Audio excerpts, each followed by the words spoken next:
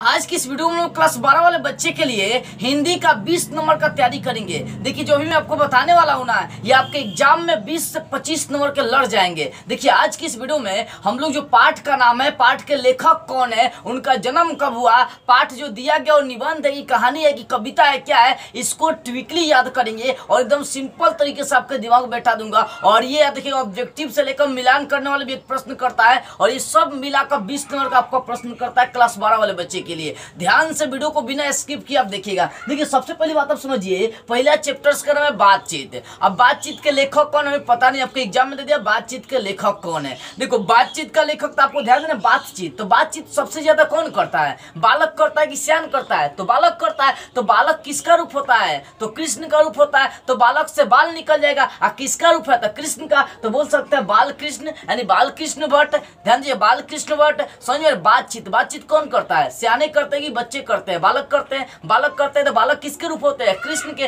तो बाल कृष्ण हो गया। यानी बातचीत के लेखक कौन है, बाल कृष्ण। अब देखो जो कृष्ण भगवान थे, क्योंकि बालक कृष्ण का रूप होता है, तो जो कृष्ण भगवान थे वो चार चार गोपियां रखा करते थे। क्या रखा करते थे, चार चार गोपियां। तो चार चार से यहाँ पर निकालेंगे 44, यानी लेखक का जन्म कब होगा, बाल कृष्ण भट्ट का 1844। अब साथ में ये भी कई बार क्वेश्चन किया है कि बातचीत क्या है, तो बातचीत एक ललित निबंध है। और साथ में बाल कृष्ण भट्ट किस युग के कवि है, तो भारतेंदु युग के कवि है। ये भी कई बार क्वेश्चन किया था, दूगो मैं लिख दिया हूं क्योंकि इंपॉर्टेंट है। पूछेगा बातचीत क्या है, तो ललित निबंध है। बाल कृष्ण भट्ट किस युग के कवि है, तो भारतेंदु युग के कवि है। ठीक है, याद हो गया होगा। अब दूसरा देखिए, उसने कहा था, दूसरा कहानी दूसरे चैप्टर्स का नाम है उसने कहा था। तो उसने कहा था कैसे याद करेंगे, आपको याद रखना है कि जो मेरी प्रेमिका थी या आपसे किसी ने कुछ कहा था कि 3 बजे से लेकर 8 बजे तक आपको चांद को देखना है, चंदा को देखना है। किसको देखना है, चंदा को। तब वही हम मिलने आएंगे, ना देखिएगा तो हम मिलने नहीं आएंगे। मान लीजिए आपके प्रेमी या प्रेमिका है, वो आपसे क्या बोल रहा है कि 3 बजे से 8 बजे तक आपको किसको देखना है,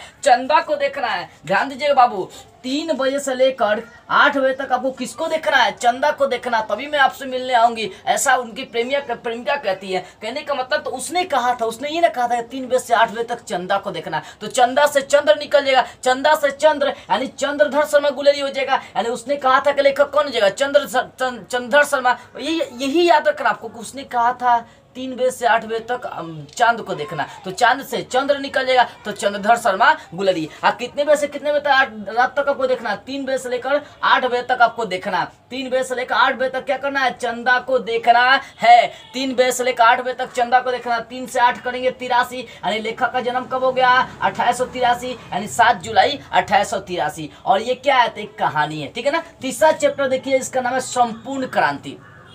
तीसरे चैप्टर्स का नाम है संपूर्ण क्रांति। अब देखो संपूर्ण क्रांति जब अपने देश में आई ना, तब प्रकाश फैला। क्या हो गया, प्रकाश फैला। हर जगह जय जय का नारा गूंजना शुरू हो गया। तो जय मतलब जय, प्रकाश फैला।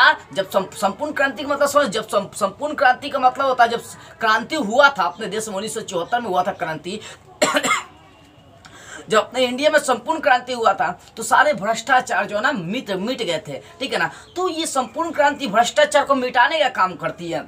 इसलिए याद रखिएगा, संपूर्ण क्रांति से प्रकाश फैला और प्रकाश से जय जय का नारा गूंजा। तो जय प्रकाश मतलब संपूर्ण क्रांति से क्या फैला, प्रकाश फैला। और किस चीज का नारा गूंजा, तो जय जय का। इसका मतलब प्रकाश भी फैला, जय का नारा भी गूंजा। तो जय प्रकाश एंड जय प्रकाश से पूरा निकलेगा जय प्रकाश नारायण। अब देखिए संपूर्ण क्रांति एक बार हो चुका है। ठीक है ना। संपूर्ण क्रांति कितने बार, एक बार हो चुका है, एक बार और हो जाएगा तो भ्रष्टाचार खत्म हो जाएगा। तो एक बार पहले हो चुका है, एक बार और होगा, तो कितना बार हो जाएगा, 2 बार। इसका मतलब लेखक का जन्म कब हो गया, 1902 में। कब हो गया, 1902 में, यानी 11 अक्टूबर 1902। और ये क्या है, तो जयप्रकाश नारायण के द्वारा दिया गया एक भाषण है। जिस ट्रिक से मैं आपको याद कराऊं ना, वैसे ही याद करते चलना। चौथे चैप्टर्स का नाम है अर्धनारीश्वर। अर्धनारीश्वर यानी आधा नारी ईश्वर होती है। या देखिए इस चैप्टर्स में बहुत सारी चीजें बताई गई नारियों के बारे में, कि पुरुष में अगर नारी का गुण नहीं है तो पुरुष अपूर्ण है। अगर एक नारी में पुरुष का गुण नहीं पाई जाती है तो वो भी क्या, पूरी तरह से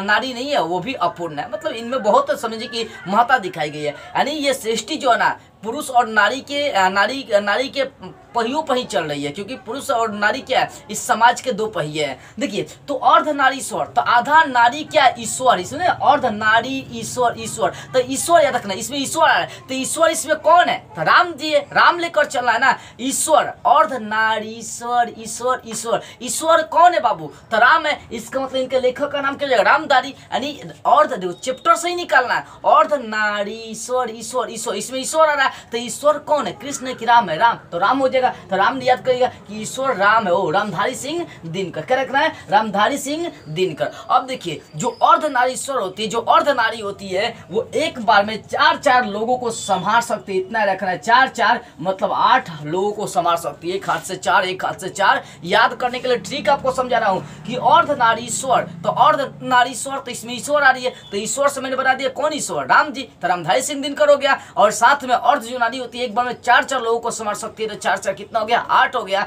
इसका मतलब क्या हो गया, 1908 में लेखक का जन्म हो गया, 23 सितंबर 1908। और ये क्या है, एक निबंध है, क्वेश्चन कर सकता है अर्ध नारीश्वर क्या है। आगे देखिए 5वें चैप्टर का नाम है बाबू रोज।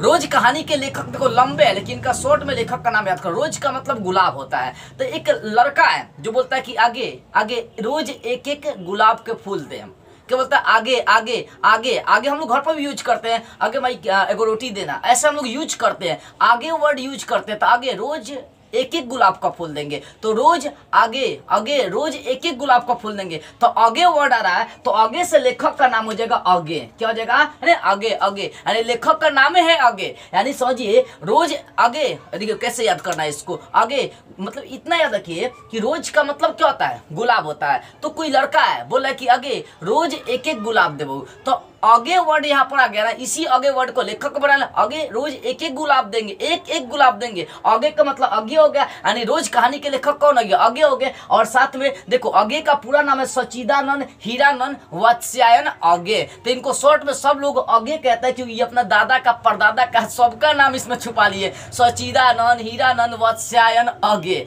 तो शॉर्ट में इनको आगे कही जाती है। तो यहाँ पर बस इतना देखना, आगे रोज गुलाब के फूल एक एक दें, तो एक एक देंगे, तो एक एक देंगे तो कितना हो जाएगा, 11 हो जाएगा। इसका मतलब लेखक का जन्म कब हुआ होगा, 11 में, यानी 11 में कब, 1911 में, यानी 7 मार्च 1911 में। ये क्या एक एक कहानी है, ठीक है ना। तो रोज एक एक देंगे आगे, रोज एक एक देंगे तो आगे से हो जाएगा आगे, ठीक है ना। आगे देखिए छठा है एक पत्र और एक लेख है। अब देखो एक पत्र और एक लेख, एक लड़का है जो एक पत्र लिखा, वो 7 बार लिखा, क्या किया, 7 बार लिखने का काम किया। मतलब कहीं आपको पत्र लिखने के लिए दिया गया, आप उसी पत्र को 7 बार लिखे, तो जिसने दिया था वो तो किसी आ गया, बोला कि ये वो काम हमें दिए एक बार करने के लिए, तू 7 बार कर दिया है, तो मारना शुरू किया। जब मारना शुरू किया तब भागना शुरू किए, तो भागना में आ रहा है भा से हो जाएगा भगत सिंह, भागना में भगत सिंह। इसका मतलब कि एक पत्र और एक लेख के लेखक कौन है, भगत सिंह। कैसे याद करना है कि एक पत्र आपको दिया गया लिखने के लिए, आप उस पत्र को एक बार नहीं 7 बार लिख दिया रखना, जिसके कारण से खिसला गया वो इंसान जो आपको लिखने के लिए दिया था, और वो आपको मारना शुरू किया,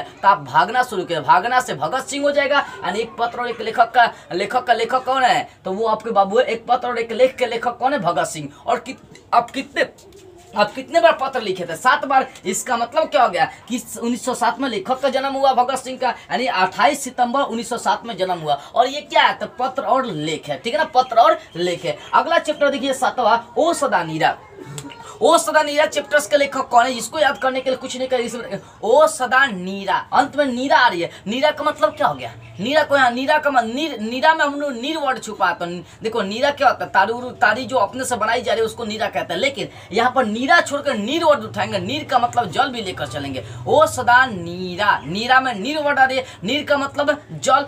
जल क्या है, तो जग का एक जीवन है, जग को जीतने वाला है, और जो जग को जीतने वाला होता है उसको जगदीश बोलते हैं। जग को जीतने वाला क्या कहलाएगा, जगदीश कहलाए। ये देखिए नीर मतलब जल, इसमें वर्ड छुपा है, नीर मतलब जल। और जल जो होता है ना पूरा जग को जीत लेता है, क्योंकि जल के बिना जीवन संभव ही नहीं, इसी कारण से पूरा जग को जीत लिया है। और जग को जीतने वाला क्या कहलाता है, जगदीश कहलाता है। इसका मतलब कि जगदीश चंद्र माथुर, यानी ओ सदा नीरा के लेखक कौन हो गए, जगदीश चंद्र माथुर। और यह देखिएगा यहाँ पर जो नीर वर्ड है उसका हिंदी जल होता है, तो जल का पीएच जो मान होता है वो 1 नहीं होकर कितना होता है 7 होता है, 1 नहीं होता है 7 होता है, यानी कितना हो गया 17। यानी लेखक का जन्म कब हुआ होगा 17 में, यानी 16 जुलाई 1917। और ये क्या एक यात्रा वृत्तांत है, मतलब घूमते हुए इसको लिखने का काम किए थे जगदीश चंद्र माथुर। अगला चैप्टर से 8वां जिसका नाम है सिपाही की माँ। देखो एक सिपाही की माँ है, और मतलब एक सिपाही है जिसकी माँ है, उस सिपाही का उम्र जो है ना 25 वर्ष है। कितना वर्ष है 25 वर्ष है। लेकिन सिपाही की जो माँ है अपने बेटे को बॉर्डर पर भेजना नहीं चाहती है, उसको मोह लग जाता है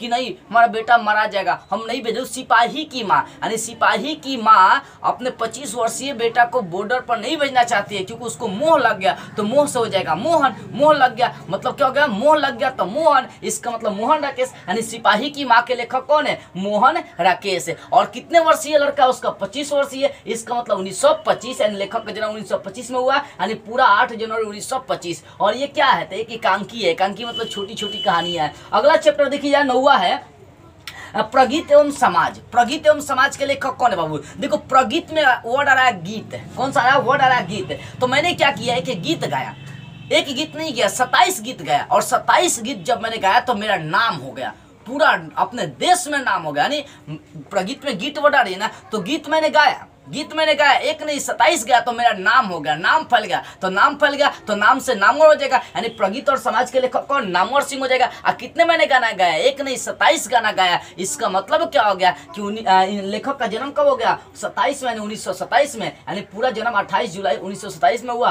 और ये क्या एक निबंध है। ठीक है बाबू अगला 10वां चैप्टर देखिए जूठन जूठन जूठन। देखो यहाँ पर समझिएगा जूठन जो चैप्टर है इसके लेखक को याद करने के लिए हम लोग कुछ नहीं ध्यान से इस चीज को हम क्या करेंगे समझेंगे। देखिए यहाँ पर एक लड़का है जो जूठन खाकर बड़ा इंसान बन गया।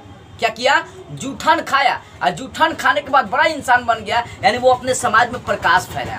क्या किया अपने समाज में प्रकाश फैलाया। ध्यान दीजिएगा अपने समाज में वो क्या किया प्रकाश फैलाया। जब अपने समाज में प्रकाश फैलाया तो उसके नाम से जो वर्ड है ना, ध्यान से समझिएगा इस चीज को, बहुत मतलब डीप में इसको समझा रहा हूँ आपको बाबू। देखिए जूठन एक 50 वर्षीय लड़का है, मतलब एक लड़का है जो जूठन खाकर प्रकाश फैलाने का काम किया। ठीक है ना, प्रकाश फैलाने का काम किया। तो प्रकाश फैलाया, और जब प्रकाश फैला तो उसका नाम जो है ना ओम रख दिया गया। अब इससे भी अगर नहीं समझ में आ रही तो इसको सिंपली मैं समझा रहा हूँ। देखिए जूठन एक लड़का है जो जूठन खाया, कि जूठन समझते हैं ना, दूसरा का छोड़ा गया खाना ही क्या कहलाती है आपकी जूठन कहलाती है। ठीक है, तो जो जूठन वर्ड है तो एक लेकर चलना है कि एक लड़का है जो जूठन खाया। क्या किया जूठन खाया। और कितने वर्ष तक जूठन खाया है बाबू इतने याद रखना, लगभग 0 से 5 वर्ष तक जूठन खाया है। मतलब कम से कम 0 वर्ष स्टार्टिंग से लेकर 5 वर्ष तक जूठन खाया, मतलब 50 वर्ष। इसको 50 वर्ष लेकर नहीं चलूंगा, देखिएगा 0 से 50 वर्ष लेकर चलूंगा, 50 नहीं 0 से 5 वर्ष लेकर चलूंगा। यानी स्टार्ट किया वो 0 और 5 वर्ष तक जूठन खाया। यानी कहने का मतलब है कि एक लड़का है जो जूठन खाया कम से कम 5 वर्ष, यानी 0 से 5 वर्ष तक खाया जूठन। आज जब जूठन खाया तो वो पढ़ लिख कर कुछ बड़ा इंसान बन गया, यानी वो प्रकाश फैलाया, और उसके प्रकाश से वर्ड एक नाम जुड़ गया जिसका नाम है ओम, यानी ओम प्रकाश हो गया। क्या हो गया ओम प्रकाश हो गया। यानी जूठन खाकर 5 साल जूठन खाकर वो किसी काबिल बन गया, जिसके कारण से वो प्रकाश फैला दिया। जब प्रकाश फैलाया तो लोगों ने उनका नाम रख दिया ओम। इस कारण से क्या होगा ओम प्रकाश। क्या होगा बाबू ओम प्रकाश। और वो 0 से 5 वर्ष, लेखक का जन्म कब होगा 1950। देखो मैं ट्रिकली समझा रहा हूँ, सिर्फ आपको ट्रिक बता रहा हूँ। ठीक है, आगे देखिए 11वां चैप्टर से जिसका नाम है हंसते हुए मेरा अकेलापन। अब देखिए हंसते हुए मेरा अकेलापन। अब एक लड़का है, ध्यान दीजिएगा इसको समझने के लिए एकदम बढ़िया समझोगे। एक लड़का है जो यज्ञ करा रहा है, एक पंडित जी है जो यज्ञ करा रहे हैं, यज्ञ समझते ना यज्ञ करा रहे हैं। लेकिन बताइए ये ऐसे इंसान है बेचारे कि 35 मिनट तक हंसते हुए यज्ञ कराते रह गए। कोई है आपको ध्यान देने वाली बात है, हंसते हुए मेरा अकेलापन। देखिए हंसते हुए वर्ड यहाँ पर लिए, तो एक लड़का एक पंडित जी है जो हंसते हुए 35 मिनट तक यज्ञ कराया। हंस के कोई यज्ञ करा सकता है? यज्ञ देखते हैं ना हवन ववन कराना, ठीक है ना। तो मेरे कहने का सीधा सा इतना मतलब बाबू, मेरे कहने का सीधा सा इतना मतलब है कि एक लड़का है जो हंसते हुए 35 बार यज्ञ कराया, 35 मिनट तक यज्ञ कराते रह गया। तो ये सबसे बड़ी क्या है, उपलब्धि है। तो इस चीज को याद रखना है कि हंसते हुए मेरा अकेलापन, यानी एक लड़का हंस हंस कर 35 मिनट तक क्या करा दिया है, यज्ञ कराते रह गया। पंडित जी यज्ञ कराते रह गए, तो यज्ञ कराया तो यज्ञ हो गया, यानी मल्यज हो गया, यानी यज्ञ से यज्ञ निकल जाएगा तो मल्यज हो जाएगा। अब कितने मिनट तक यज्ञ करवाया, 35 मिनट तक। इसका मतलब क्या हो गया बाबू कि 1935 में लेखक का जन्म हो गया। और ये क्या, एक डायरी है, डायरी है, ये जहां भी जाते हैं वहां पर डायरी लिखने का काम करते हैं, ठीक है। तो हंसते हुए क्या किए, यज्ञ करा दिया 35 मिनट तक, असंभव नहीं है, बहुत बड़ी बात है ना।